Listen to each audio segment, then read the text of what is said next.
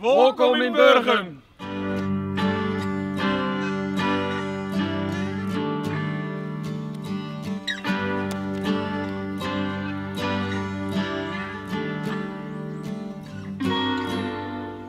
Zijn ze een beetje waterdicht? Ja hoor. Ik haal ze om de 2 jaar haal ik ze hier weg uit Burgum, bij het Klompenmuseum. Want na 2 jaar dan zijn ze weer een beetje af. Ja, dat moet ik weer nieuw nemen.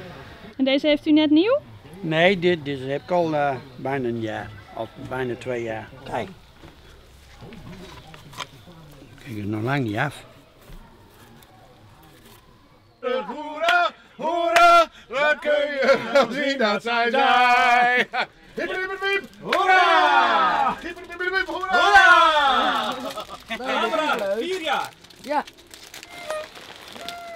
Daar gaat ze wel open. Oh, wat is dat?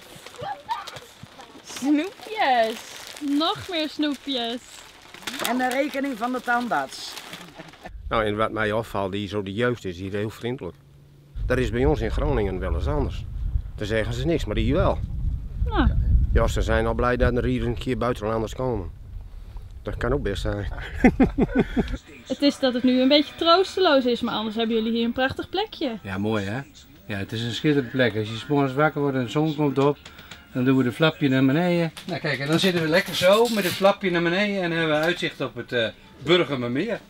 Heerlijk hoor. Echt perfect En dat hier. zit lekkerder op zo'n schapenvachtje dan gewoon in de Zit stoel? lekker warm. Zit echt lekker warm. Echt leuk. Wij krijgen wel tasstemming van jouw baas, hè? Oké, om hem goed te slepen. Ja. Hem direct een maatje, maar erom denken, want dat was 600 malen. Nou, Dat is je wel even.